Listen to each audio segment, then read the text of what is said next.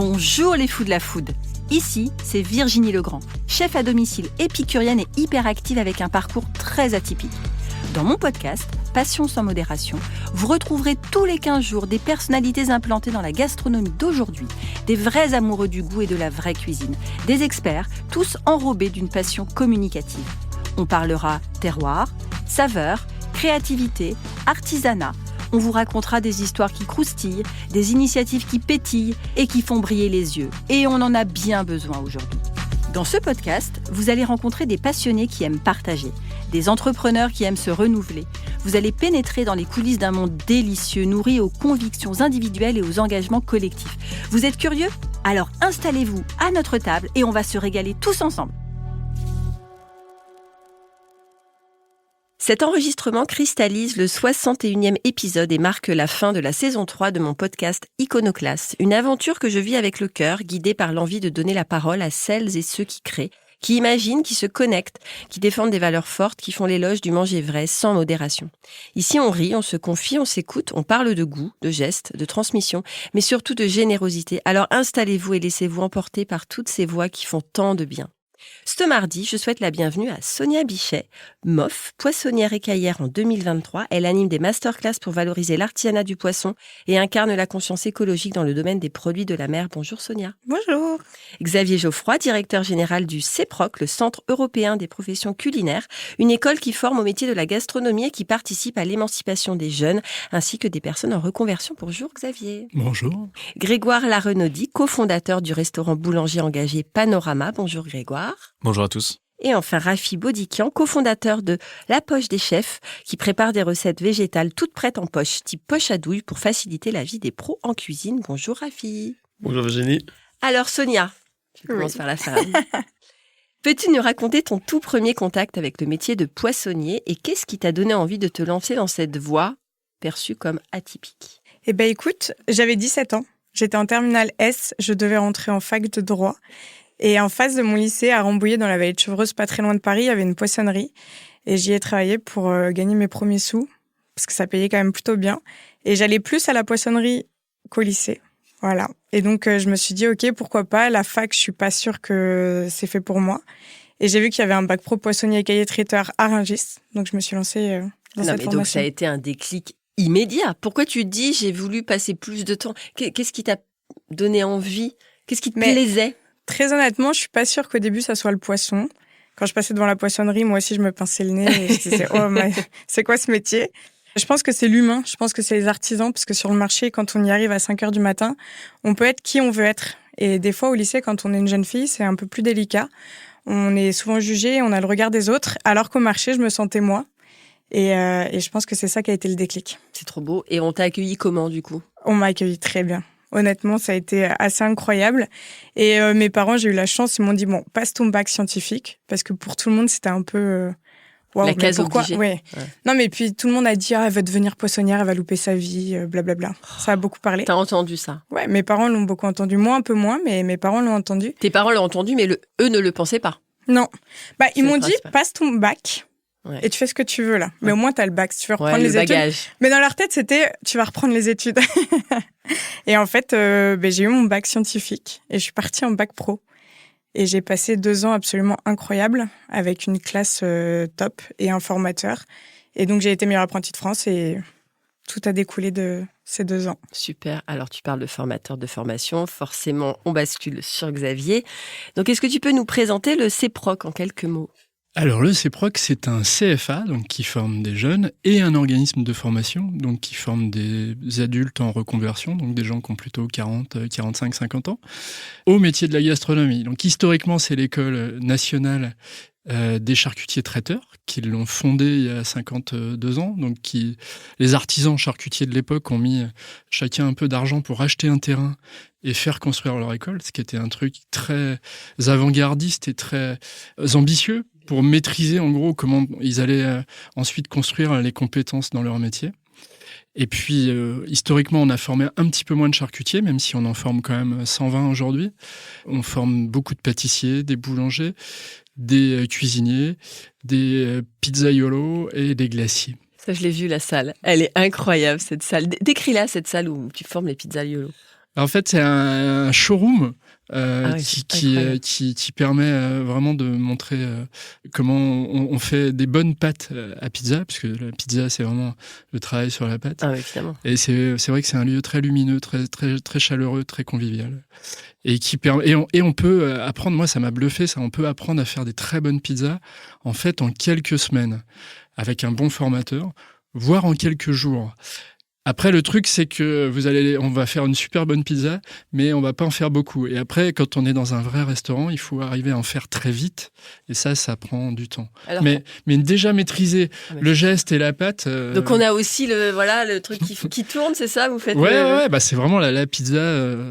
Notre formateur, il est italien, donc il a vraiment l'ADN de la pizza napolitaine. Alors, combien de temps elle monte normalement, la pâte? Ah, ça, je sais pas te dire. Parce que là, il y a du 24-48 heures en général. Je crois que c'est 24 heures, Ouais. mais peut-être je te dis une bêtise. Non, mais c'est pas grave, on aime les bêtises aussi. Bien, donc c'est évident, j'aime bien, vous faites des passerelles faciles. Grégoire, Oui. donc on parle de pâtes. Alors, je ne sais pas si tu fais de la pâte à pizza dans ton restaurant, mais en tout cas, toi, tu as ouvert un restaurant boulanger. Oui, tout à fait. D'où ça vient? Pour répondre à ta première question, on fait de la pâte à pizza, mais j'y reviendrai. J'ai la chance d'avoir un boulanger qui a plusieurs cordes à son arc et qui sait maîtriser toutes les fermentations. Moi, j'ai créé, je pense que la question pour moi, je vais y répondre en deux aspects pour la création du restaurant. D'abord, pourquoi j'ai créé un restaurant? J'ai grandi dans une famille où on recevait beaucoup, mes parents recevaient beaucoup de gens à la maison. Et dès petit, j'avais toujours ce petit stress qui montait lorsque les invités arrivent. Vite, ils arrivent, il faut que tout soit prêt. Et on avait déjà petit cette notion de service, tout du moins être au service des invités. Donc j'ai toujours trouvé ça passionnant. Ma mère était caviste, elle nous a ensuite transmis le goût des bonnes choses. Il n'y avait pas seulement le vin, je l'ai goûté bien entendu à un âge raisonnable. Hein. Mais nous ne sommes pas là pour juger. Mais on a eu la chance de goûter beaucoup de jolis produits étant petit et j'ai continué pendant mes études qui n'avaient absolument rien à voir avec la restauration. Moi, j'ai fait une école de commerce, j'ai fait un master en marketing. L'objectif, c'était de bosser dans la pub. J'étais fan de pub, j'avais un profil plutôt créatif. Pendant mes études, mes parents m'ont dit si tu veux te payer tes sorties, il faut que tu travailles. Donc j'ai commencé à travailler en restauration et je me suis rendu compte que c'était quelque chose qui me plaisait beaucoup. Je rejoins Sonia sur l'environnement et l'humain dans le service, la cuisine, même jusqu'au plongeur. Moi, j'ai ressenti quelque chose de très fort, de liens très forts qui se sont construits dans tous les restaurants dans lesquels je suis passé, que ce soit bien ou pas bien, mais dans tous les cas, il y avait des émotions à travers les différents services, des coups de chaud. Il y avait des moments où c'était stressant et c'est ce que j'ai toujours trouvé extrêmement intéressant. Et à la fin de mon master en marketing, je me suis dit, est-ce que c'est vraiment la pub qui t'intéresse? Je me suis convaincu que non. Et donc, j'ai cherché une entreprise qui me permettait d'associer aussi bien mon parcours scolaire et ma future passion, si je puis dire. Et j'ai rejoint l'Atelier des Chefs, qui est une société de cours de cuisine. Et là, je suis littéralement tombé amoureux de la food, dans tous les sens du terme. Tu les as rejoints, c'est-à-dire pour faire la formation? Non, je les ai rejoints en tant que salarié. Ah, okay. Bien sûr, j'ai rejoint en tant que directeur d'atelier, j'ai rejoint leur premier atelier historique, le plus gros, l'atelier parisien du 8e arrondissement. Oui, là, c'était vraiment un déclic.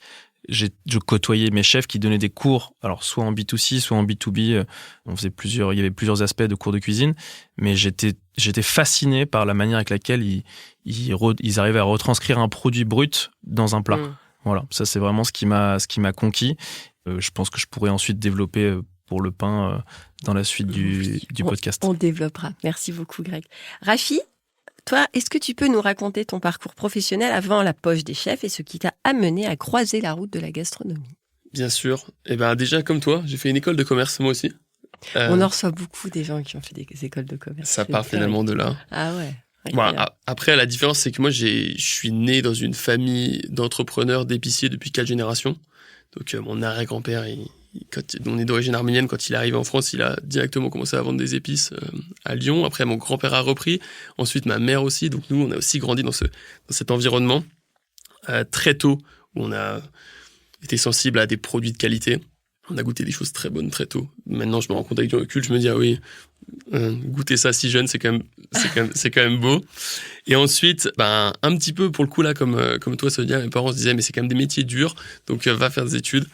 Donc j'ai fait mes études, je suis parti en Angleterre, j'ai fait une école de commerce, plus accès finance. Et pendant mes études, pareil que toi, je travaillais dans des restaurants parce que j'étais déjà intéressé. Je me suis dit, qu'est-ce que je peux faire? Je suis tombé dans une crêperie. Ensuite, à côté de la crêperie, il y avait une dame qui avait un restaurant japonais qui avait été chef chez Nobu pendant des années. Donc, j'étais passionné par l'idée de pouvoir fileter des poissons, mais j'avais jamais fait. Donc, elle m'a gentiment appris. En plus, j'étais payé, donc c'était positif. Et entre-temps, rien à voir, mais là, j'ai travaillé pour une église. Donc, pour la partie, un peu comme une ONG d'une église qui faisait des soins médicaux pour les sans-abri. Ça, c'était plus par rapport à ma foi et mes convictions. Et donc, je continue aussi de travailler dans la restauration. Mais comme je vous ai dit, je te disais, issu d'une famille d'épiciers. Il y a quelque chose qui te titillait. Il y a quelque chose qui me titillait. Je me disais, mais en fait, j'étais toujours hyper intéressé. En discutant avec mon frère, qui lui fait son pareil, mais plutôt du côté ingénieur, une école d'ingénieur, travaux publics, me dit, mais en fait, moi, j'ai envie de faire autre chose. Et là, il s'avère à ce moment-là que, du coup, comme je disais, ma famille à Lyon, c'est cette épicerie, et mes parents, eux, ils ont racheté une entreprise dans le golfe de Saint-Tropez, et eux, à ce moment-là, ils travaillaient avec vraiment que des restaurants et des hôtels haut de gamme dans le golfe de Saint-Tropez.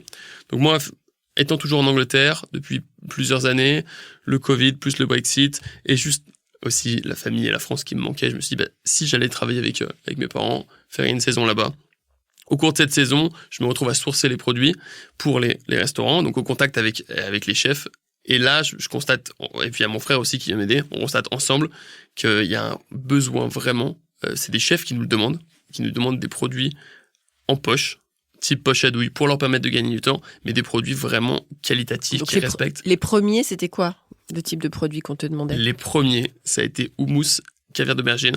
La toute première recette, si je me trompe pas, c'était un chef sur une plage à Saint-Tropez qui nous a demandé un houmous artichaut grillé bergamote. Oh, c'était pointu. Pas mal. Et donc lui, il nous a demandé ça. Il nous a dit, moi j'ai besoin de ça, mais voilà exactement comme je le veux, voilà exactement comme je le fais. Je veux un produit qui va respecter cette qualité artisanale, qui va respecter le produit. Il nous a presque dit même voilà où je vais chercher les pois chiches et où je vais chercher la bergamote. Donc ça a commencé comme ça. On a essayé de le sourcer, évidemment, on l'a pas trouvé. Lui, il nous a dit que idéalement, il aurait besoin de l'avoir en poche parce que très difficile de recruter du staff et que ça lui permettait de dresser directement l'assiette, un dressage fin. C'est fascinant. Tout le monde l'utilise, clairement, sauf que généralement, ils doivent le pocher. Et donc, c'est comme ça que ça a démarré, en fait, sur une saison d'été. On a vu que ça avait bien marché et que non seulement ce client-là avait voulu, mais d'autres aussi. On s'est dit, c'est intéressant. Pourquoi est-ce qu'on ne montrait pas un projet autour de ça? On a présenté ce projet à un incubateur à Station F, tout en sachant qu'il avait aussi des bureaux sur le marché de Rungis. On s'est dit, si ça passe, on se lance et on voit, ça a marché et puis on en est là. Mais... Et ça, c'était il y a combien de temps? Station F, c'était il y a 2 ans. Ensuite, on a eu... Alors, ce qui se passe, c'est qu'évidemment, nous, on avait travaillé un petit peu dans la restauration, on était sensible à la gastronomie, mais on n'est pas non plus des chefs. C'est pas non plus notre métier. Nous, on laisse quand même la main aux chefs. Et on a eu besoin d'apprendre, c'est-à-dire qu'au début, pour tout dire, nous, on bricolait ça dans une cuisine qu'on avait nous-mêmes aménagée dans l'entrepôt. On pensait que c'était aux normes, on s'est rendu compte très vite qu'il y avait plus de règles que ça. Donc on a eu toute une partie de R&D, des tests de vieillissement, on travaillait avec pas mal de labos pour pouvoir vraiment vendre un produit qui respecte toutes les règles, surtout pour garder la qualité du produit finalement. Donc ça a pris 9 à 10 mois, et là maintenant ça fait 1 an et demi qu'on produit régulièrement. On a notre labo qui est à Lyon, région lyonnaise, puisque nos premiers clients étaient à Saint-Tropez, ensuite à Lyon, et maintenant, comme on était parti sur Station F et Marché de Rungis, la partie commerciale et administrative est en région parisienne, et là, ça fait 1 an et demi qu'on se développe et qu'on est content, et qu'on est passionné surtout. La DLC, c'est combien? Alors... Parce que ça, c'est un sujet. C'est un vrai sujet, exactement. La DLC est de 15 jours sur le produit frais. Mais sinon, on a commencé à avoir de la demande en surgelé. Ouais. Et alors là, on peut aller jusqu'à 1 an. Ça dépend encore des produits. Et finalement, comme on est vraiment sur un produit sur mesure, ça dépend des chefs. C'est-à-dire que nous, on travaille avec les chefs. Aujourd'hui, on reste végétal. C'est un choix qu'on a fait. On veut rester sur un produit végétal. Donc, on a quand même cette limite pour l'instant. Peut-être que ça évoluera. Aujourd'hui, on veut vraiment rester là-dessus parce qu'on pense que c'est des tendances et surtout qu'on aimerait vraiment voir la gastronomie évoluer un peu plus dans ce sens-là et prouver qu'on peut avoir des produits végétaux avec du goût. Mais ouais, 15 jours, c'est court. C'est court. Certains clients Après, comprennent. s'ils ont un débit, tu vois, ça dépend du Exactement. resto. C'est sur des tartines, sur des blinis. C'est principe, exactement. Où tu me disais que ça pouvait être aussi une base de sauce. Exactement, une base de sauce. On fait aussi c'est difficile de dire exactement. Nous, principalement, les produits qu'on vend le plus, c'est des tartinades. Bien sûr, c'est houmous, une quinzaine de recettes de houmous, caviar d'aubergine, pareil, des déclinaisons, et ensuite des crèmes de poivron. Ça, c'est nos best-sellers. Mais après, derrière, on vend aussi une pâte à falafel en poche, Ah oui, tu m'avais dit. Comme ça, il met directement Sur ça la dans friteuse. Ah ouais. par exemple. Ou pas sur la friteuse, ça peut passer au four aussi. Pareil pour une pâte à churros, ou une base de financier aussi. Des coulis de fruits, des pralinés. Donc, c'est plus loin de nous, ce qu'on veut vraiment proposer, c'est la poche. Super, merci Voilà, beaucoup, enfin, Rafi. Avec plaisir. Alors, la pêche, c'est nul. Mais j'y ai pensé, je me suis dit, bon, ok. Alors, toi, Sonia, tu es... Oui, tu as le droit de rire et de te foutre de moi. Tu es quand même jeune et tu as été MOF jeune. Qu'est-ce qui fait qu'on se lance dans un truc si grand, si jeune? La critique des gens. Ah, Le fait d'être critiquée parce que je voulais être poissonnière, je me suis dit, ok, essaye d'être une des meilleures. Et donc, j'ai passé mon meilleur apprenti de France que j'ai eu. Et cette même année, mon formateur, Monsieur Brandin, que je remercie parce qu'il a vraiment changé le cours de ma vie, passait les meilleurs ouvriers de France. Et donc, je me suis dit, ok, c'est quoi ce concours? Pourquoi ce monsieur, il est barbu, il a 50 ans? Et toute la journée, il fait des filets, il est minutieux, il compte le nombre d'arêtes, il regarde les écailles, il apprend des noms latins. Je me suis dit, waouh, complètement taré. Je veux faire la même chose. Voilà. Et donc, du coup, j'ai été meilleure apprentie de France et après, j'étais trop jeune pour passer le meilleur ouvrier de France. Chose que je comprends. c'est quoi le mini? 23 ans à la date d'inscription. Ok. Ouais. Comme c'est un concours qui a lieu tous les 4 ans, on m'a expliqué qu'il fallait que j'attende 4 ans la finale pour m'inscrire, pour passer une finale dans 8 ans. Et du coup, à ce moment-là, je me suis dit, ok, je vais voyager un peu. Je suis partie travailler en Suisse, à Monaco. Donc, tu l'as préparé comme ça? Ouais. Entre-temps, j'ai eu la Coupe du Monde en 2020, des plateaux de fruits de mer. Et voilà, ça a été mon but ultime quand j'ai rencontré Monsieur Brandin, c'était de devenir meilleur ouvrier de France. Génial. Et comment ça se passe? Donc, tu dis c'est tous les 4 ans. T'as une sélection, c'est ça? Ouais, Tu poses il y a des présélections. Ouais. On pose un dossier, on est accepté ou non, mais en général, on est accepté. Et après, il y a une présélection et une finale. Et vous étiez combien? En présélection, je pense qu'on était une centaine. En finale, 10 et on est 4 à être reçus. Parce que du coup, on dit que c'est un concours, mais c'est un examen. C'est un des meilleurs ouvriers de France. C'est ça, parce qu'en fait, parfois, t'en as 4, t'en as 5, t'en as 6 qui ont le titre. Ou 0. Ou 0. Ça peut arriver, Ou 0? 0, c'est déjà arrivé. Ouais. Ah ouais? Ouais. Mais c'est ce qui m'a plu dans ce concours, c'est qu'on est un des meilleurs et on n'est pas mais le ou la meilleure, là. Et je trouve que ça amène c'est pas comme le toute la Bocuse. beauté. Ouais, bon, après... Non, mais je veux dire, le Bocuse... Non, mais le Bocuse, c'est le Bocuse d'or, tu vois, donc c'est une personne. Mais c'est comme moi, quand j'ai fait la Coupe du Monde, je me suis entraînée toute seule, vraiment cloîtrée. Fallait pas que les informations elles sortent, parce qu'il faut faire le plus beau plateau de fruits de mer. Alors que les meilleurs ouvriers de France, on a créé une équipe et on s'est entraînés jusqu'à quasiment la fin ensemble. Et du coup, c'est hyper agréable. Parce qu'en fait, c'est tellement long, c'est tellement intense qu'il faut faire une équipe. On peut pas y aller tout seul au meilleur ouvrier de France. Et tu connais le sujet quand? Je sais que c'est très tard. Tu connais très tard. Ouais, on a eu 7 mois pour préparer la finale, je crois. Alors 7 mois, ça paraît peut-être un peu long pour certains. Non, c'est vrai. Mais c'est hyper chaud, là. Super. Et qu'est-ce que ça a changé sur toi, sur le regard que tu portes sur toi, sur le regard que porte la profession sur toi et sur ton ambition? Ça a changé quoi? Ça a changé que... C'est compliqué parce que quand on passe le meilleur ouvrier de France, en fait, on peut pas se dire on va l'avoir ou on va pas l'avoir. C'est vraiment... Il y en a qui ont des entreprises qui sont déjà patrons, donc ils ont une routine à redémarrer derrière. Moi, pour le coup, j'étais employée, j'avais vraiment pas de routine. Donc ça a été presque une petite dépression que d'être meilleur ouvrier de France, parce que j'ai fêté ça. Mais après, je me suis dit, waouh, qu'est-ce que je peux faire? Ouais, pendant 8 ans, tous les matins, je me suis réveillée en pensant à quelque chose. Et d'un seul coup, je pense ça, je suis meilleur ouvrier de France. Ok, c'est génial, hein, mais il fallait rebondir. Et c'est vrai que le regard des gens change, dans le sens où je suis restée la même fille, je pense, j'espère en tout cas. Mais c'est vrai que les grands chefs nous voient autrement. Dans la rue, quand on porte la veste, on nous voit autrement. Donc déjà, il faut assimiler un peu tout ça. Et puis moi, ça a tout changé parce que du coup, je me suis dit, ok, qu'est-ce que je peux faire? Je travaille très bien, j'ai des connaissances, mais j'ai pas l'histoire. Je suis parisienne, mon grand-père il est pas pêcheur. Il y a beaucoup de médias qui sont venus me voir très vite parce que je suis une femme, je pense, et assez jeune. Et on me pose des questions sur l'élevage. Je me suis vue répéter des réponses que j'avais entendues, mais j'avais pas mon propre avis. Et donc, je me suis dit, OK, je pars. Et je me suis lancée dans un tour du monde. J'ai fait 18 pays où j'allais pêcher, j'allais faire des dîners dans les ambassades, des dîners 4 mains. Génial. Et donc, ouais, Trop ça a intéressant. changé ma vie. Comme ça. Ça a pris combien de temps, cette période-là? J'ai fait 10 mois. Ok. Donc, c'était au moment où tu finis le meilleur Anglais de France jusqu'à... Ouais, je suis partie 1 mois et demi après. J'ai commencé par l'Irlande et ça s'est découlé. Et j'ai fait 18-19 pays. Et ça a été une expérience incroyable. J'ai été rencontrer des populations autochtones, faire des pêches qui disparaissent, pour lesquelles maintenant, du coup, je m'engage. Donc, non, cool. Bravo. Merci. Bravo. Et tu me rappelles, j'ai envie de parler d'elle, tu me rappelles Manon, parce que c'est pareil. Elle va sûrement peut-être passer le mof charcutier, mais sur le même sujet. Tu vois, ouais, j'ai entendu des critiques, et donc on y va. Donc bravo. Moi, je t'admire énormément, Sonia. Vraiment, bravo. Merci. Moi, j'ai une question sur la Oui, Coupe Greg. du Monde du plateau de fruits de mer. Comment est-ce que... Comment ça se tu peux passe nous en dire un peu plus? Écoute, oui, on est 18 pays. Ok. J'étais la seule femme. Non, je n'ai pas représenté la France, j'ai représenté Monaco, parce qu'à l'époque, je travaillais à Monaco.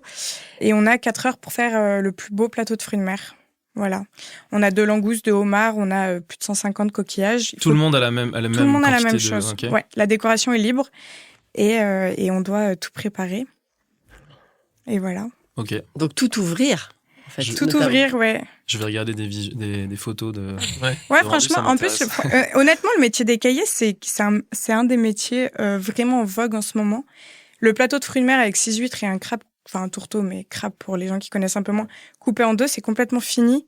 Et aujourd'hui, il y a du finger food, tout est prêt à manger. Il y a les chefs qui viennent mettre des recettes dans les plateaux de fruits de mer. C'est génial. Ouais. Bah ouais, Moi, c'est Monsieur moderne. Gagnère, il ouvrait un restaurant et il voulait un écaillé. Et à l'époque, j'étais très jeune et j'avais été chez lui. Et il m'avait dit, Sonia, pourquoi t'es venue? Mais je lui ai dit, Monsieur Gagnère, voilà, déjà vous êtes Monsieur Gagnère, mais en plus, j'aimerais bien votre cuisine dans mes plateaux de fruits de mer. Et on avait fait un plateau de fruits de mer entièrement cuisiné. J'adore. Et depuis, on en voit partout et je trouve que c'est super cool. Hmm. Je prends l'idée. Ça Ouais. me plaît, cette idée. Ah, il faut. Ouais, très bien. Merci, Sonia. Xavier, alors est-ce que tu peux nous parler de ton parcours professionnel avant de devenir directeur du CEPROC? Oui, moi j'ai fait un IEP Sciences Po, donc ça me prédestinait pas forcément C'est à clair. diriger un CFA. Toute cette trajectoire. C'est bon. Mais j'ai travaillé beaucoup dans les collectivités, au service de l'intérêt général, je vais dire, et au ministère du Travail notamment, et beaucoup sur les sujets de formation et d'émancipation.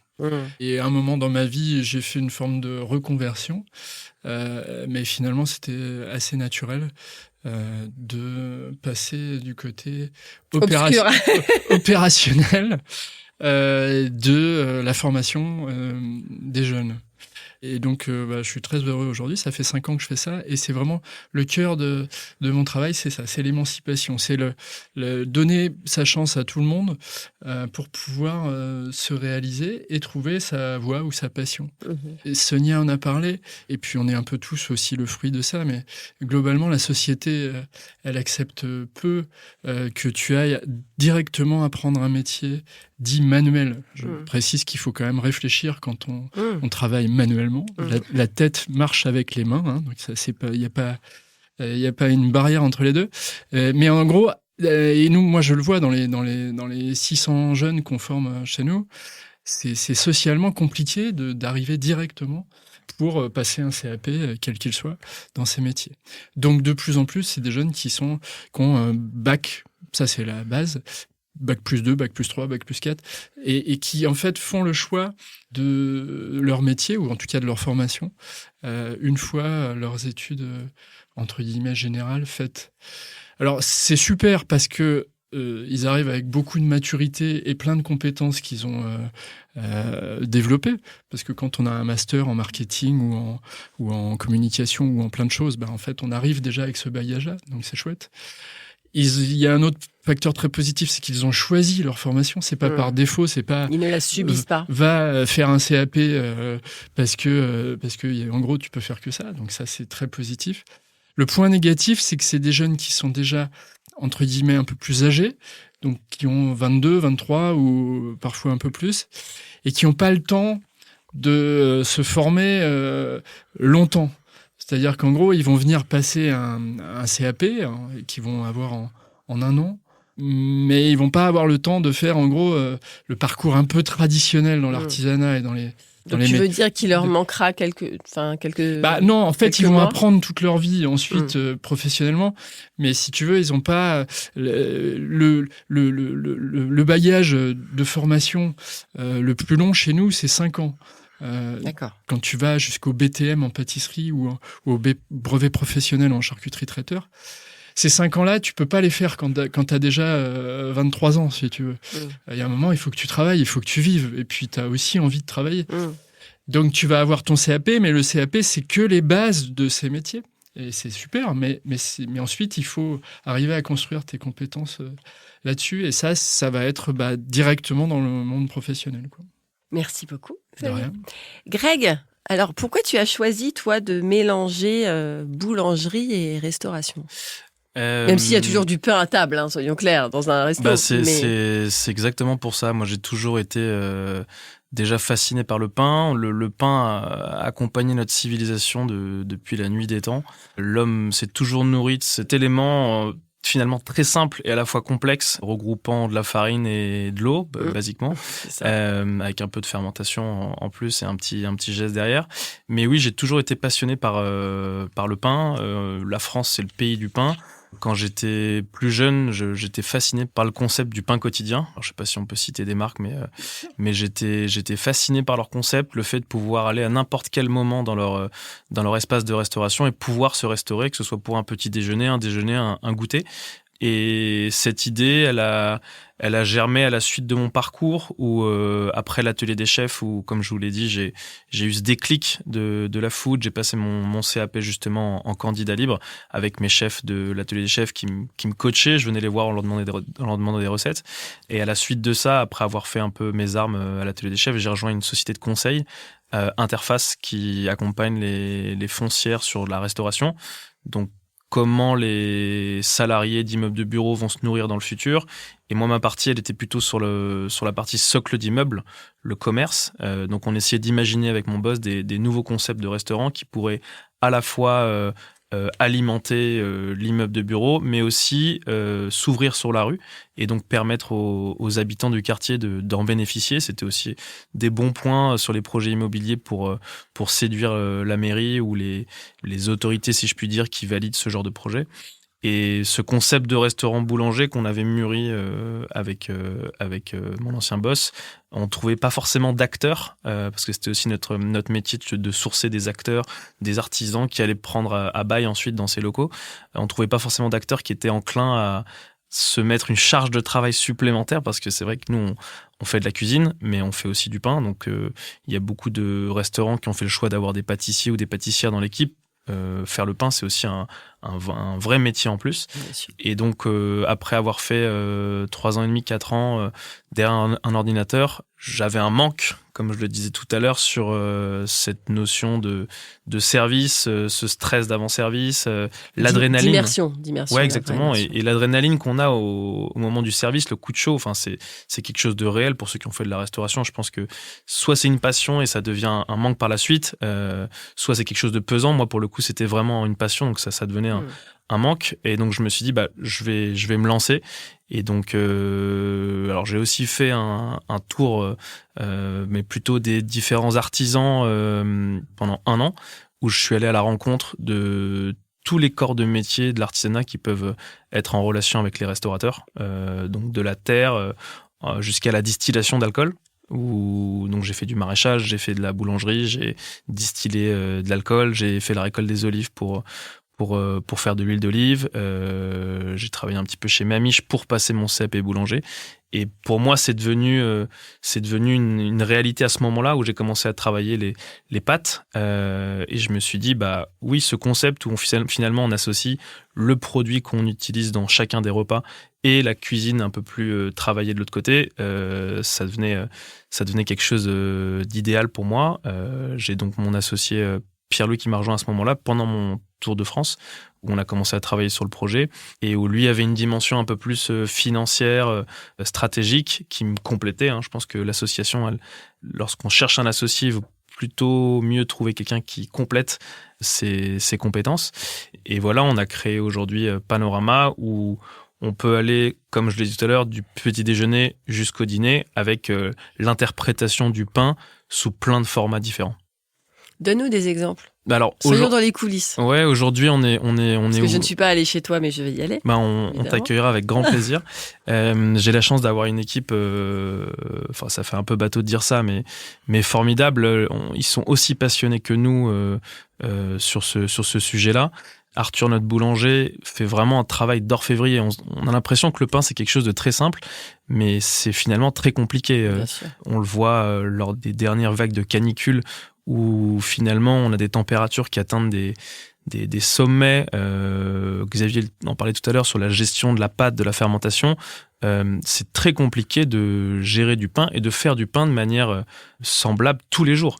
C'est très complexe. Donc Arthur fait un travail assez exceptionnel. On a notre chef Sébastien et son équipe qui ensuite récupèrent le ou les produits panifiés pour les cuisiner. Donc aujourd'hui on est ouvert que le soir, on travaille sur une offre de sandwich à la rentrée parce qu'on a la chance de pouvoir faire un peu ce qu'on veut avec le pain.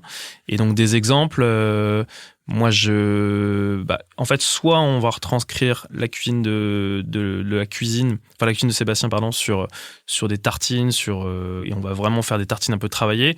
Soit on va réinterpréter le pain qui a été réalisé par notre boulanger directement dans l'assiette. Donc une recette que j'aime beaucoup, qu'on a fait pendant longtemps, c'était un schnitzel de porc. On travaillait en direct avec Maison Montalais, qui fait du super produit. On recevait des trains de côtes de porc entiers qu'on désossait nous-mêmes, qu'on tapait à la poêle. D'ailleurs, le bruit, c'est pour ça qu'on a arrêté de le faire, parce que le bruit l'après-midi, lorsqu'on travaillait, c'était assez compliqué, mais on y reviendra.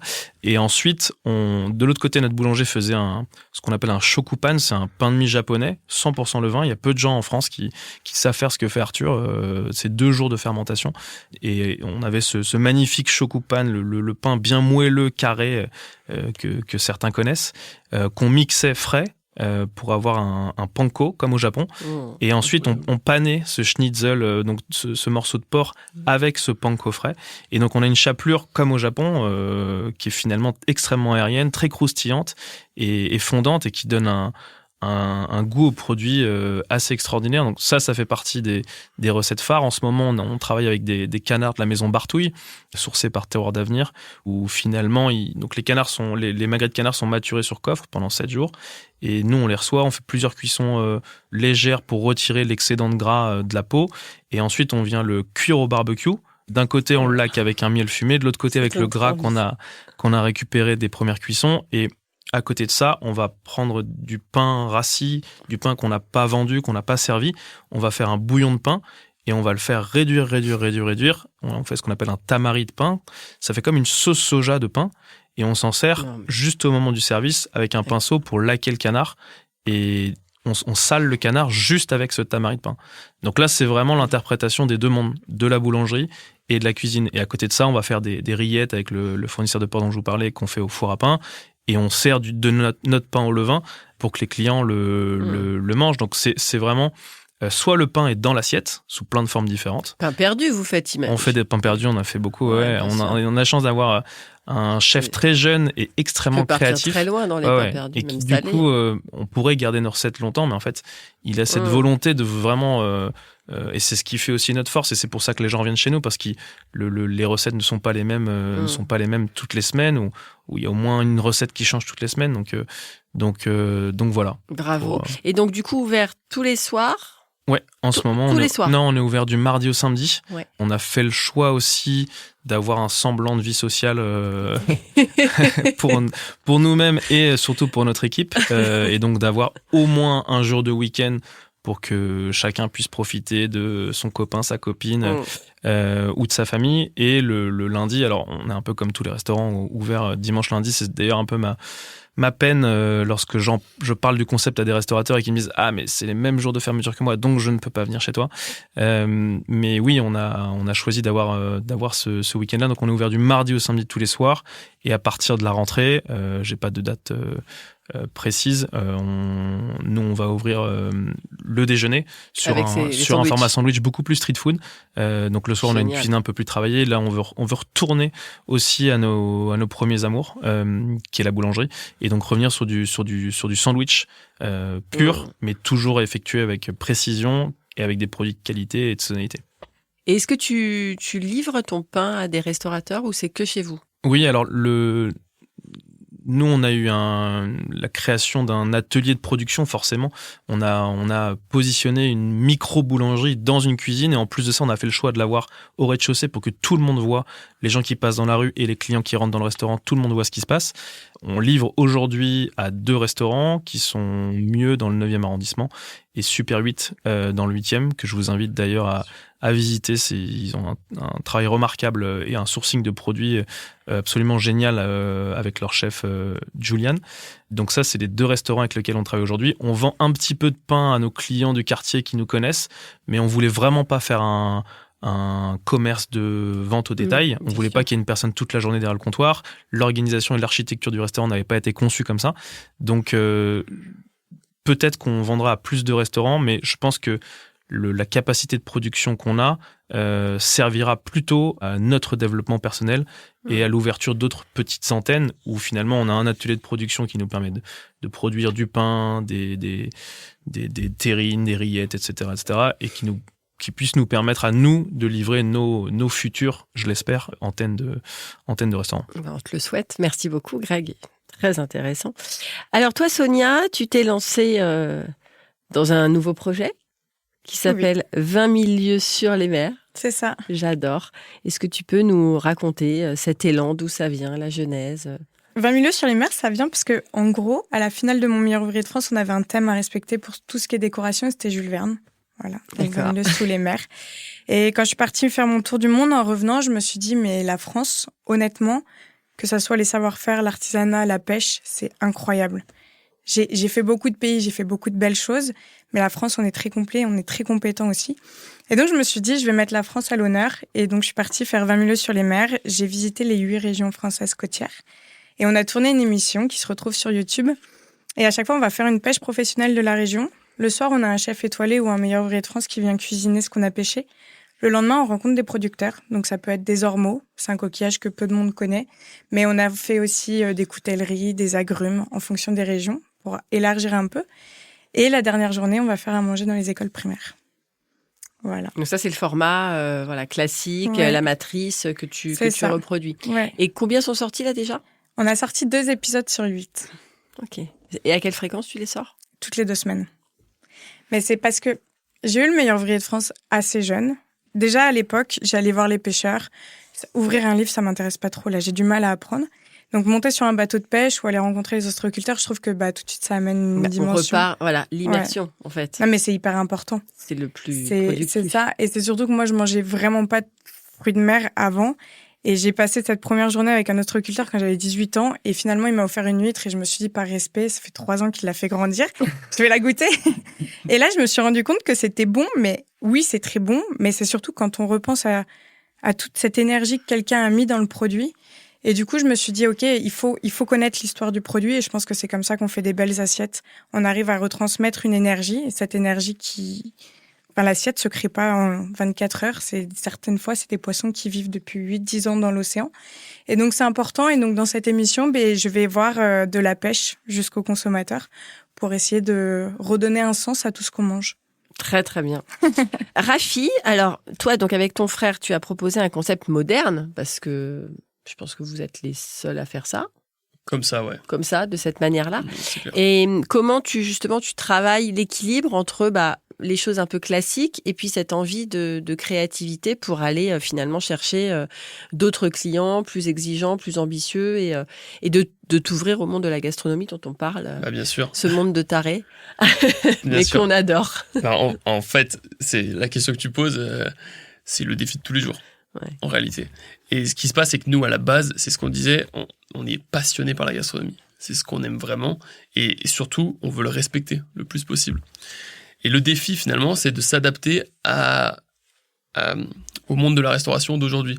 Parce que je vois bien, quand je parle, par exemple, avec des chefs qui ont 30 ans d'expérience, les méthodes de travail il y a 30 ans sont pas les mêmes qu'aujourd'hui, et surtout, les attentes des consommateurs sont pas non plus les mêmes. Et même, je veux dire, sur le plan pratique, la manière avec laquelle les restaurateurs gagnent leur vie aujourd'hui, c'est pas la même que comme ils gagnaient leur vie avant.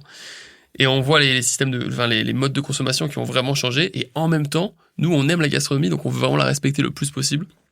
Et ce qu'on constate, nous, notre objectif, moi, ce que je constate à chaque fois, c'est quand je vais parler avec des clients et qui me disent, en fait, nous, on arrive à tout faire nous-mêmes, en fait, je suis trop heureux. Parce que le but du cuisinier, c'est comme qui cuisine. Je trouve qu'il y a trop d'endroits il y a trop de restaurants où justement, il y a des gens derrière un piano de cuisine qui cuisinent plus vraiment. Donc quand je vois que c'est le cas, finalement, je suis content et j'aime même comprendre un peu plus et du coup dire, qu'est-ce que vous faites? Par exemple, quand je t'entends parler, ça m'inspire tellement. Je trouve ça trop intéressant, cette créativité. Je veux dire, par exemple, moi, ça fait quelques années que je fais mon pain au levain à la maison et je me dis, mais là, c'est tellement poussé plus loin et c'est une sphère tellement grande à explorer. Et le défi, finalement, c'est de se dire, maintenant, comment on s'adapte? Et ce que je constate, c'est qu'aujourd'hui, les concepts, tout le monde, les concepts qui ouvrent, ils veulent les produits locaux, des produits de qualité, ils veulent respecter le plus possible les produits et en même temps, ils veulent se développer. Et nous, on vient là-dedans, justement. C'est qu'en fait, j'ai, par exemple, un restaurant à Lyon qui s'appelle Gus et Gas, qui fait des sandwichs incroyables. Ils font leur pain eux-mêmes. Et leur sandwich, c'est deux personnes qui sont sorties de l'Institut Paul Bocuse. Super produit. Ou alors, je pense aussi à What the Fuck, qui faisait des sandwichs de focaccia. What the fuck? Ouais, c'est super. Ils ont des noms parfois. Ils étaient passés dans Qui veut être mon associé. Ils avaient fait une super fondation. Et bref, en fait, je pense à ces gens-là qui ont qui ont un produit incroyable, ils respectent le plus le produit, mais ils sont limités dans leur développement.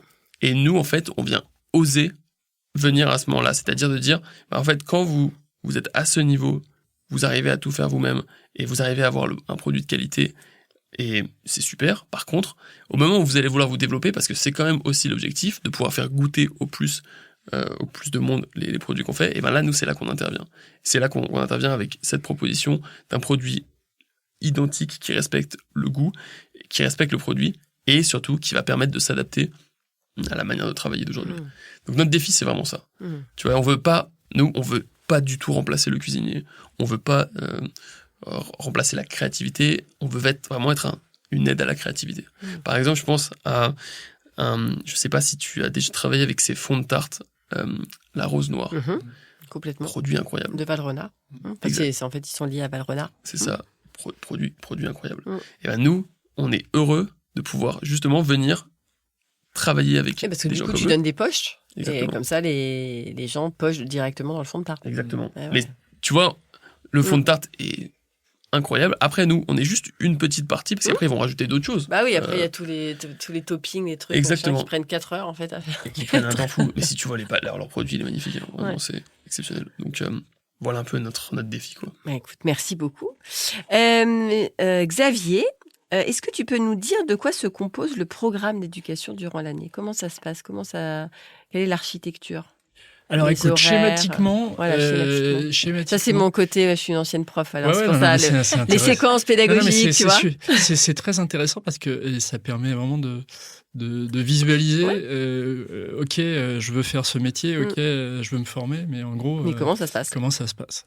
Alors après, il y a plein de modèles, mais chez nous, le modèle, il est vraiment basé sur l'alternance. L'alternance, c'est une partie à l'école et surtout une partie en entreprise dans le monde du travail dans lequel tu veux t'exprimer. Et c'est vraiment très complémentaire. En fait, à l'école, tu vas un peu parfaire les gestes et apprendre des techniques, des recettes, mais en prenant, entre guillemets, ton temps. Et puis, tu vas aussi travailler sur des aspects un peu plus théoriques sur l'hygiène, la gestion des stocks et comment calculer tes prix et compagnie, ce qui est aussi important.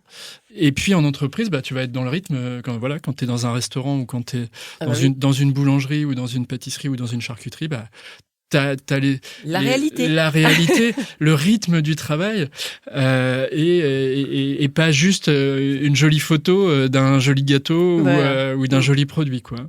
Donc ça, c'est vraiment la richesse de cette formation, c'est ça. C'est très rapide, c'est 12 semaines de formation à l'école. Ok. Et sur ces 12 semaines, tu vas avoir une forme de progression qui va te permettre d'aller jusqu'à l'examen.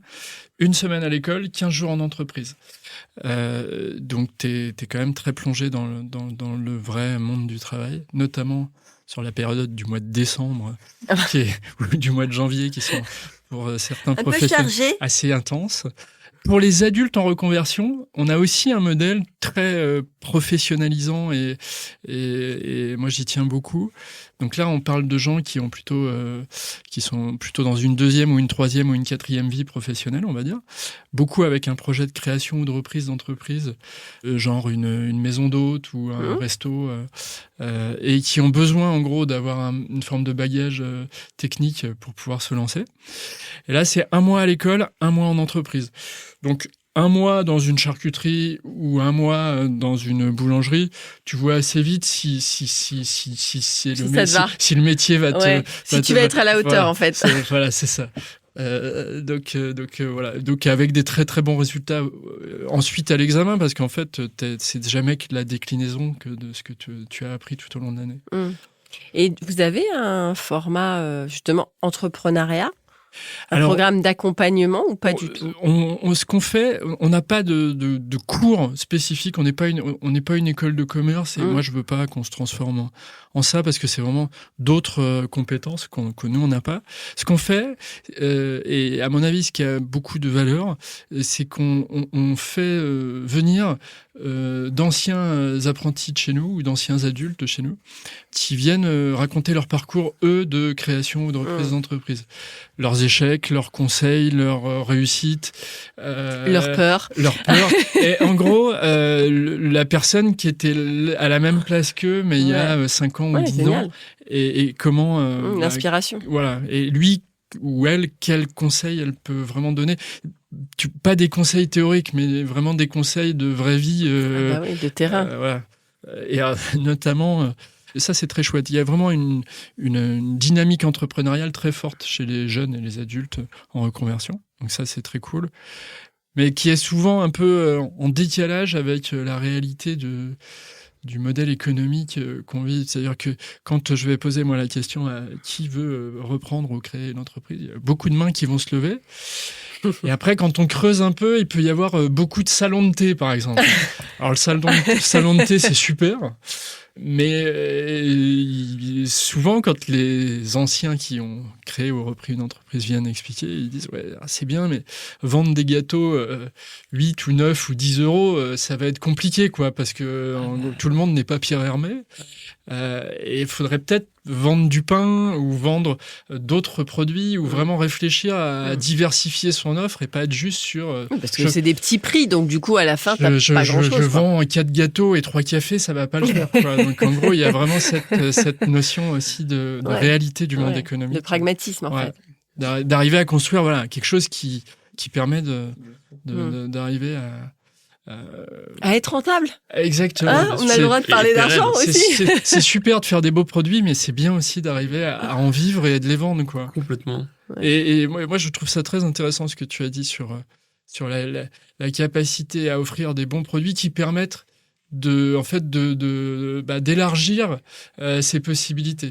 Et être rentable. Ouais. Bien. Première partie finie. Deuxième partie. Donc, pour ceux qui le savent ou pas, je suis une ancienne prof de lettres. Donc, je vous lis un passage et après, je vous pose une question. Mais, quand d'un passé ancien rien ne subsiste, après la mort des êtres, après la destruction des choses, seule, plus frêle mais plus vivace, plus immatérielle, plus persistante, plus fidèle, l'odeur et la saveur restent encore longtemps, comme des âmes, à se rappeler, à attendre, à espérer, sur la ruine de tout le reste, à porter sans fléchir, sur leurs gouttelettes presque impalpables, l'édifice immense du souvenir, du côté de chez Swann, 1922. Quelle est donc votre Madeleine de Proust ? Je ne l'envoie jamais, celle-là. Il y a toujours le petit blanc qui se lance. Toi, tu veux pas nous dire ? Moi, je sais. Alors, je vais gagner du temps. C'est ça, ok. ça. Moi, c'est les bugnes de ma grand-mère Janine. Voilà, qui a fêté ses 100 ans au mois de février. Incroyable. Voilà. Quel jour, février ? D'elle, Ouais. elle, c'est... Alors, ma fille 2, Ouais. elle 18 et moi 22. Moi aussi, 18. Ah bah tu es né le jour de mamie Janine. Voilà. Voilà, bah voilà. Elle sera ravie de l'entendre. Incroyable. Bon, donc moi c'est les bugnes, voilà. Donc après certains ont voilà une recette. C'est quoi les classique bugnes ou pas. C'est des beignets alsaciens, c'est les Ok. beignets de carnaval en fait, Ok. parce que je viens d'Alsace. Moi, je vais me lancer. Alors, c'est soit les gens adorent, soit ils détestent. Donc, je pense qu'il y a certains qui font et d'autres ah ouais. Moi, c'est les orangettes. Je suis absolument fan Ouais, d'orangettes. Bah, qui n'aime pas les Il y a orangettes? plein de gens qui Toi, aiment t'aimes pas. Hein. Franchement, les fruits de c'est chocolat, le mélange. c'est Ah, le mélange Donc, orange-chocolat. Ouais. Ah ouais. Et alors moi, je J'aime pas le suis. sucré, moi. Ah, t'aimes pas le sucré. Mais je suis absolument dingo de ça, quoi. Et j'ai appris aussi à en. Il y a les orangettes un peu classiques, on va dire, et ensuite il y a les orangettes comme j'en ai découvert lors d'un voyage au Mexique, où, enfin, c'est Rondes, c'est les rondes. où bah c'est vraiment un vrai morceau de d'orange. peau d'orange. Ah ouais. Ça doit faire 3-4 cm de large Ah ouais. et avec un chocolat exceptionnel. Et du coup, bah, c'est ma Madeleine de Proust, mais j'ai du mal à retrouver cette saveur que j'ai connue là-bas au Mexique. Donc voilà. Mais Je j'adore passe- le souvenir. Je Très passe bien. la main au Très suivant. bien. Qui prend la main? J'ai un petit truc. C'est un fruit qui pousse dans le jardin de mes grands-parents. Qu'on trouve au Liban, Turquie, en Anatolie. C'est comme une prune verte avec un noyau. Ça fait cette taille à peu près. Mhm. Et c'est très acide. On Ça dit s'appelle après- comment? Ça s'appelle... Je sais même pas comment ça s'appelle. Si, je pense que... Il y a un nom sur lequel on peut trouver. Ça s'appelle les Janériques. D'accord. Je sais qu'à Paris, il y a le restaurant Castille qui en vend. Et c'est très dur à trouver. Et c'est assez spécial parce qu'en fait, moi, le seul arbre que je connais, c'est chez mes grands-parents. Il y en a sûrement ailleurs, j'ai jamais été. Et eux, ils l'ont bien ramené de quelque part. Je crois que c'est mon arrière-grand-père qui l'avait ramené d'ailleurs d'Istanbul. Et en fait, ça ressemble à une petite pomme verte qu'on trempe dans le sel pour casser l'acidité. Et c'est excellent. Et nous, on mangeait ça quand j'étais petit. Et c'est très dur à trouver. Donc. D'accord. C'est trop mignon. J'adore. De ce côté-là, qu'est-ce qu'on a? Moi, c'est les harengs. Voilà, harengs en choix. Le matin au petit-déj. D'accord. Bah ouais, bah moi je suis très charcute au petit-déj, donc je suis pas Ouais. choquée de manger. Non, Donc, les harengs. Filet de harengs et les anchois, c'est waouh. Ok. Génial. Et Xavier? Écoute, moi, spontanément, ce qui me vient en tête, c'est une très bonne tartine de pain avec une terrine de campagne ou un pâté grand-mère. Moi, je me souviens que chez mes grands-parents, il y avait toujours ça pour commencer le repas. À n'importe Ah, pour quelle commencer le repas. Ouais, à n'importe quelle heure du jour et pour commencer le repas. Mais finalement, c'est un peu ce qu'on fait aussi dans les restos où aujourd'hui, tu peux avoir une petite, un amuse-bouche sous forme d'apéro, un peu comme ça. Mais moi, il y avait quasiment systématiquement, ouais, je me souviens, un pain qui était vraiment très croquant, très, très, très agréable. Et Il va falloir que tu passes nous voir. Voilà. c'est vrai que le pain, c'est quand même la base de tout. En C'est fait. clair. Et ce gras là du cochon qui t'amène une espèce de générosité qui fait que le mix des deux, c'était la première bouchée déjà t'étais bien, quoi. Oui. Bon, il est 11h48. C'est Là, si bien dit. ça donne bien envie. Alors, on continue dans la gourmandise. Quel est le plat régional auquel vous ne pouvez pas résister? Alors, moi, vous allez truc, je suis toujours un peu monomaniaque, mais là, moi, je passe beaucoup de temps dans la montagne, c'est vraiment ma passion. Et là, samedi soir, là, j'étais dans un refuge et ils m'ont fait un truc qui est Parce que très... tu fais de la rando? Ouais, C'est ça. je cours pas mal dans la montagne, j'adore. Et là, j'étais dans un refuge et il y avait pas le choix. Il y avait un plat parce que quand t'es un peu haut en montagne, en gros, faut être efficace. Mais qui est juste une tuerie, c'est très simple. Une très belle tartine de pain qui était là aussi délicieuse.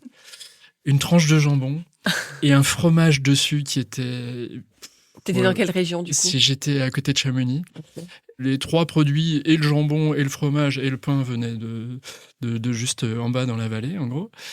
Et tout ça grillé, une petite salade avec, et c'était juste formidable. Donc, moi, le plat régional, c'est fromage et viande sur du pain. Bah, on valide aussi, hein. Voilà. Pas de problème. Les autres? On est obligé de rester en France ou Ah, pas du tout. Régional, c'est Euh, l'identité d'une région. Grand fan d'Italie. que j'ai eu la chance de parcourir de long en large. J'ai pas tout fait encore, mais j'en ai fait une bonne partie. J'adore goûter aux différents types de pâtes. C'est-à-dire qu'on en mange 3 plats différents dans la journée, quoi, quand on y va avec ma copine, et on adore ça. Voilà, donc ce que je trouve extrêmement intéressant, c'est que en Italie, et surtout sur la pâte, il y a plein de recettes différentes. Xavier parlait de montagne, il y a des recettes de ragoût absolument extraordinaires dans les montagnes italiennes, et plus on descend, plus on a des légumes du soleil. Donc ouais, moi c'est... Alors, quelle garniture avec tes pâtes que tu préfères? Moi, je suis fan de ce qu'ils appellent ragoût bianco. C'est une forme de bolognaise mais sans tomate. Donc ça peut être à base de différents types de viande, mais souvent dans les montagnes, ils utilisent du lapin. Bien sûr, la pâte est revenue dans l'eau de cuisson pour avoir un liant avec un peu de parmesan, quelques herbes et c'est tout. Ok. Voilà. Sonia, on part sur du poisson? Non. Ah, on adore, j'aime quand tu me surprends. Moi, c'est bœuf bourguignon. Ah, mais oui. Bah ouais, voilà. Et dans la vallée de Chevreuse, c'est juste à côté de Paris, on a la chance, on a encore des chaumières. Et souvent, le week-end, vous pouvez manger le bœuf bourguignon C'est des hommes qui ont 80 ans, là, qui tiennent ça. Ça fait, ouais, pendant 3-4 jours, il est sur le feu et je me régale toujours autant. Et toi? Je pense que en bon lyonnais, je dirais un saucisson brioché ou un pâté croûte. Oh, Je sais oui. pas. On est en train de bosser sur une recette de saucisson brioché au resto, ouais. Ah On a oui, fait mais pas mal avec d'essais. du coup brioche, oui. Ouais. Mais c'est clair. Ouais. Non, mais c'est sûr, je viens direct. Avec bien sûr un aspect cuisine derrière où on va développer une sauce en lien avec... Mais pardon, je te laisse. Non, mais c'est génial. Grave. Ah ouais, non, mais vous, en termes de créa, vous Bah, éclatez de on- ouf, quoi. C'est trop stylé. Ouais, on s'amuse. Ce qui est cool, c'est que chacun vient avec ses idées. On a tous des parcours un peu différents, mais la nourriture nous rassemble. Donc, ça fait longtemps qu'on veut faire un saucisson brioché. D'ailleurs, on est encore à la recherche parce qu'on fait pas nos saucissons nous-mêmes. On a essayé de le faire, mais aujourd'hui, on n'a pas l'espace pour ça. Donc, Ça, il faut qu'on en parle. Ça. ouais. Ah bah oui, charcutier. Mais voilà, donc ouais, et en fait, ce qui est dur dans cette recette-là, c'est comme nous on travaille qu'au levain, on n'utilise pas de levure, c'est comment gérer le positionnement du saucisson, je parle très technique là, sur la brioche. Lorsqu'on va trancher la brioche, il faut que le saucisson soit parfaitement au milieu et qu'il n'y ait pas d'espace entre la brioche et le saucisson. Et ça, c'est assez galère parce qu'il faut que le saucisson soit déjà bon, avec des bons produits, mais surtout qu'il soit pas trop lourd, mais qu'il soit quand même, enfin qu'il ait un certain poids. C'est assez complexe. Voilà. Toi, c'est quoi ton rôle dans le resto? Moi, j'ai plutôt un rôle de directeur. C'est toi qui supervise en fait tout. Exactement. Coordonne. Je fais en sorte que, ils sont de plus en plus, et même on leur a toujours donné beaucoup d'indépendance. Mais oui, de faire en sorte que de la boulangerie, en passant par la cuisine, jusque ce qui va être servi à table, ce soit à la hauteur de nos exigences. Ouais, toi, t'as l'œil là-dessus. Ouais. Donc En tout, vous êtes combien? on est 4 salariés, donc Arthur, notre boulanger, qui nous a rejoint dans l'association récemment, Sébastien, notre chef de cuisine, Tristan, qui est son second, et Rajib, qui est notre plongeur. Et ensuite, on est avec Pierre-Louis, mon associé historique, tous les deux en salle. Moi, je m'occupe plutôt de la partie sommellerie. Je l'ai dit tout à l'heure, ma mère était caviste, donc j'ai quand même pas mal de connaissances là-dedans. Et ensuite, en fonction des saisons et des moments, on travaille avec des extras, beaucoup de jeunes étudiants qui sont dans le quartier, qui vivent dans le quartier et qui viennent nous aider. Oui, parce que dis-nous où tu es. On est rue Saint-Maur, 153 rue Saint-Maur, au croisement de la rue Saint-Maur et de la rue Fontaine-au-Roi. On a la chance d'avoir un super emplacement avec une terrasse et du coup, il y a du passage. Donc c'est cool, venez nous voir. Mais oui, avec grand plaisir. Alors, j'aimerais que vous me donniez le nom d'une personne que vous aimeriez avoir à votre table, hors gastro. Parce que tout le monde me cite Ducasse, Passard, Bocuse, machin. Donc quelqu'un, voilà, moi l'idée, mon kiff là que je fais depuis peu, c'est une question que je pose depuis peu, qu'on fasse un énorme banquet et avec plein de gens, voilà, que vous auriez cités. Ça peut être mort, fictif. Moi, Zinedine Zidane. D'accord, voilà. J'ai quelqu'un de très discret, j'ai l'impression, mais qui a une histoire de dingue. Je suis sûr que les échanges, même s'ils sont calmes, parce que ça a l'air d'être une personne calme, que je le disais, doivent être extrêmement intéressants et enrichissants. Voilà, j'aurais plein de questions à lui poser. Ok, on prend Zinedine. Moi, Mike Horn, pour sûr. Ouais, je trouve que son histoire est folle et que c'est quelqu'un qui fait. Tu l'as que de déjà belles rencontré? choses. Non, mais il se pourrait que bientôt. Ah, J'espère. Très bien. Xavier ? Ouais, Zizou, ça marche, c'est vrai. Non, moi, je suis très poésie en ce moment. Je sais pas pourquoi, mais donc ça serait plutôt Victor Hugo. Tu vois. J'adore. Voilà, non, c'est mon kiff du moment. J'adore. Très bien. C'est dur à dire franchement comme ça, mais la première personne à qui je pense, parce que j'en ai parlé récemment, ça serait je pense Roger Federer. Ça fait une belle tablette tout ça. Hein. Il y a des choses à raconter. Hein. Très bien. Est-ce que vous pourriez compléter la phrase ? Pour moi, cuisiner, c'est... Donner du bonheur aux gens. Ouais, moi je dirais partager. Voyager. Ouais, partager, c'est bien.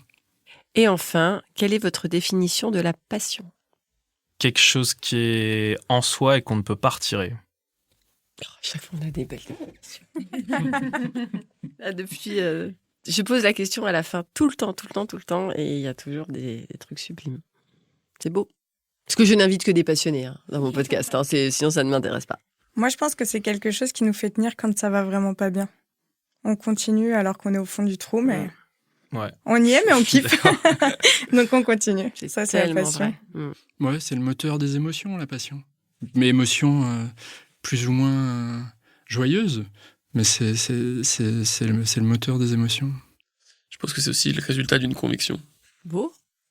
Très beau. Je vais donc conclure. La 3e saison s'achève. J'ai eu l'honneur et le privilège de recevoir des personnalités passionnées, engagées, pleines de vie, pleines d'enthousiasme, pleines de conviction, qui ont accepté de prendre de leur temps précieux pour raconter leur parcours, leurs valeurs, leurs rêves, mais aussi leurs doutes et leur cheminement intérieur.